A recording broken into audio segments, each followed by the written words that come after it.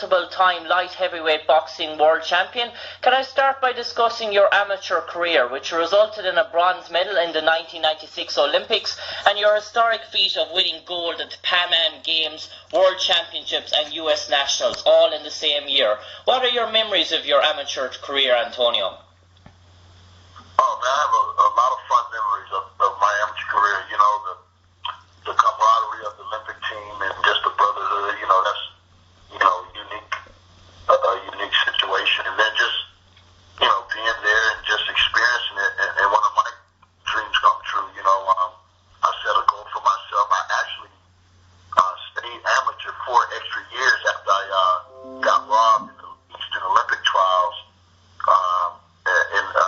In 92, so I was it was a bittersweet taste in my mouth, so I just really wanted to go to the Olympics, so I set my goal to just make the Olympic team, and unfortunately the gold medal eluded us, but, it was a great time, man, and just, I remember vividly, just sharing that track with all the other great athletes, and just seeing the great Muhammad Ali light the torch was something that will forever live in my mind of memory, and I'll never forget that how we sweated out the Olympic suit that they gave us. Everybody was soaked and wet just from sweating and perspiration and just being totally out of it, man. It was one of those out-of-body experiences, I could say, but it was a great, great time. And Antonio, in 1997 you made your professional debut with victory over Joaquin Garcia, and then you went 20-1 before your first world title shot against Montel Griffin, which you emerged victorious to capture the WBC and IBF light heavyweight title. Antonio Tarver, you now become world champion. Can you describe your feelings or memories of that occasion and that fight itself? Do you know that now you can say to yourself, I'm a world champion now? Yeah, that was, again, it was a dream come true, man. I set a goal for myself when I had started pro, and, I had to go through a lot to get to that point, man. When you look at everything I accomplished as an amateur, and even with the bronze medals, I don't know if the boxing world really knows that I had to start pro on my own. I didn't have a manager secured or even a promoter when I first started professional. And, when I look back at it, it's like, how could some people, miss the boat that bad? They didn't think I was talented enough to even make a decent pro. So it was just mind-boggling. I started my career on the ground, man, and just when I look back at everything I had to go through, it was truly a blessing, man, that I even made it, because, the deck was stacked against me. Even before I started, it was stacked against me. And between 2003 and 2006, you had arguably the biggest fights of your career, facing off against the legendary Roy Jones Jr. over 3 fights, Glenn Johnson twice, and then Bernard Hopkins, another legend in his own right. Some classic matches, Antonio Tarver, where you had many times memorable victories and then some very close, agonising defeats as well. Can you sum up those fights and the pre-fight preparation that went in for preparing for those massive fights against elite fighters that really made you put you on the world map and made Antonio Tarver a household name? Well, I came into my own. We had a great light heavyweight champion, one of the all-time greats. Roy Jones Jr. was the kingpin of my weight division at that time. And it was curious because, people don't know, but, prior to that, me turning pro, Roy Jones had scouted. He sent me and Fernando Vargas up there for a whole weekend. And I'll never forget, man, sitting in his office with him, and Fred Levin, and they were on the phone with one of the HBO execs, and Roy Jones, and I told him right there, like,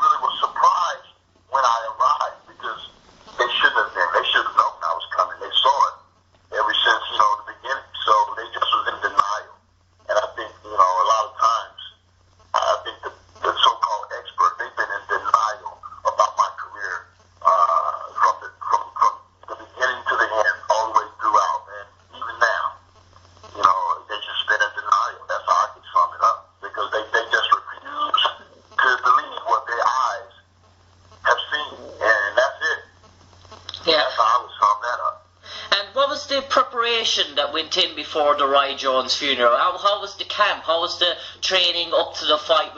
Did you feel everything was going in? You were in the best shape of your life going into that fight? Was everything going off smoothly into what was arguably the biggest name that you had faced to date? Well, yeah, I mean, I've always had really solid training camps. I've always been a hard worker. You know, I've always knew that it took hard work. I never really laid down on myself. I've always did everything that was expected of me. So, you know, I was always a businessman, and I was, you know, really, I took my career personal. You know, I really did. And, you know, I've always had a good work ethic because, you know, that's how I was raised. That's where I come from. And the same thing I'm trying to instill in my son and my kids and everybody that, you know, I'm around. You know, hard work is going to take that. No shortcuts, no excuses, and just get the job done. And then when you can say that you did everything you could have done, and you leave no stone unturned, then you can live with whatever results, you know, there is, you know, other than just some flat out, you know, politics. And we've had our share of that as well. But sometimes you can only control what's in your control. And a lot of things that are out of your control, you just have to let it be. And, you know, so that's where I'm at right now, you know, in my life. Yeah, and one of the key things when you look at your career is whenever you suffered a setback, you responded immediately afterwards. Any time that you suffer, like take for example Glenn Johnson, you had a rematch, you got the better of him. Any time in relation that you fought an opponent where things went agonizingly close against you, you seem to learn an awful lot from that fight, and you maybe learn more than your opponent, because the next time around it was more and more convincing. So are you a fighter that maybe in your defeats that sometimes you learned a lot more than in your victories? Well, you know, when I look back at my defeats, you know, I can truly say that, you know, my defeats weren't always defeats. You know, the only thing I can do is win. You know, they didn't say you had to win by a landslide. They didn't say you had to win, you know, by inches, but just win. And if the playing field is level, then that's all that should be expected of me. You know, Glenn Johnson never beat me in L.A. Yeah. And you can go look at the rounds, and if you check if you mute the volume, he didn't win. Yeah, I know. Yeah. You know, so I had to come back and get my title. If Roy Jones didn't beat me the first fight, I don't care what nobody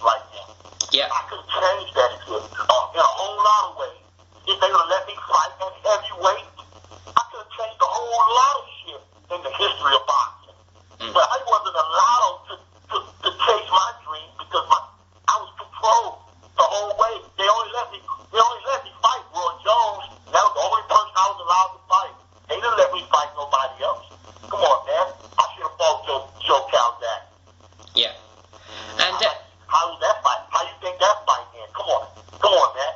Come on, how you think that fight went? Come on, man. So I don't have to keep making no excuses for my career. But if they would have let me fight, I could have went down in history as one of the greatest. Period. Yeah. And if I'm not revered as one of the greatest today, but that's just the fact. Because when you line them all up, all they can say is I had one Bradford night in New Jersey against Hopkins, and a young Chad Dawson got the best of me, who was 14 years younger than me. Anybody else, I kicked their ass, and I stand on my record. Yeah. So you tell me where I measure up, because that's what I'm saying right now today. And if they gave me a shot, I can shake that heavyweight division up right now. And people think that I'm just talking.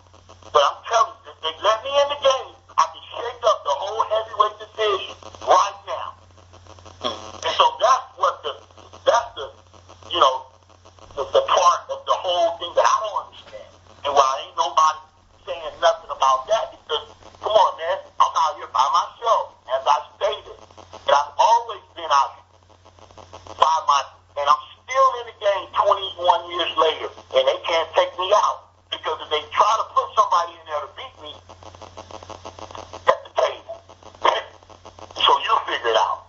Yeah, and Antonio, I see you're still active, and I believe in the heavy day. Are you still looking for that? You say there, you're adamant there. Man, no. You know what? Look, man.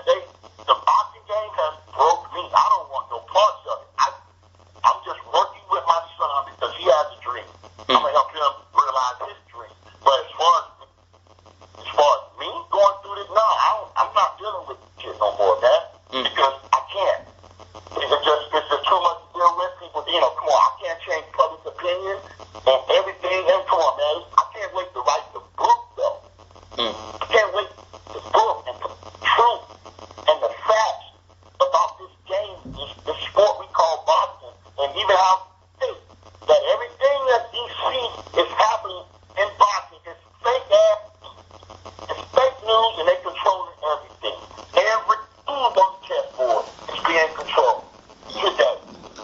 And I suppose, Antonio, you reached the pinnacle of your sport, and maybe you've seen what it takes to get to the top from the bottom. And what advice would you give to young Irish boxers who dream of becoming a world champion one day?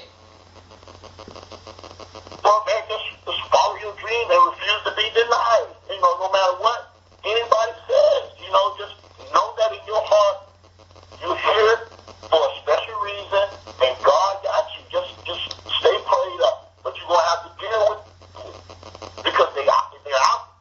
You're gonna have to deal with the devil in boxing. Period. Yeah. That's how everything done. But you just stay prayed up and don't let shit touch you inside, though. You see what I'm saying? Yeah. Stay beautiful inside, but you gotta deal with the devil.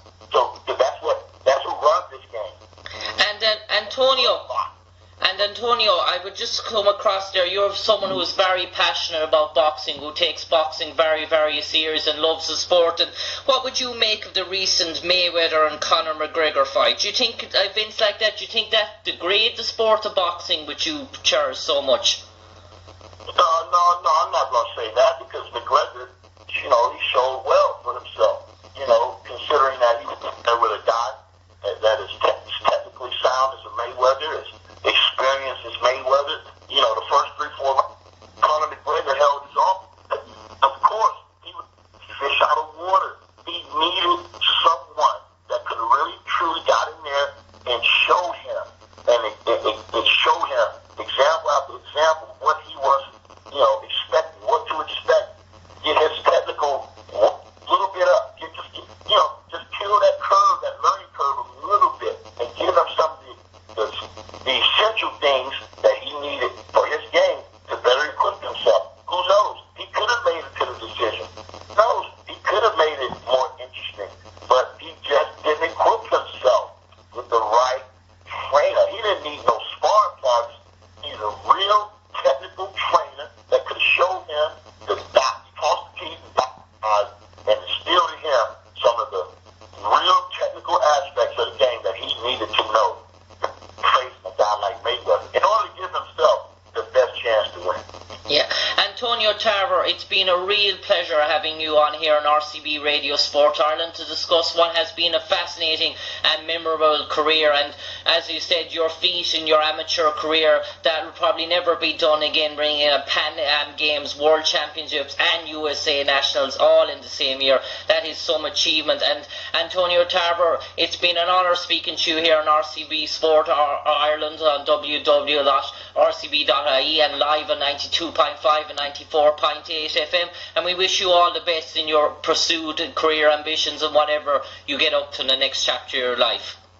Thank you. Hey, thanks a lot, man. I appreciate all the fans, and follow me at Antonio Tarver on all social media. I appreciate it. Thank you. Cheers. Thank you, Antonio.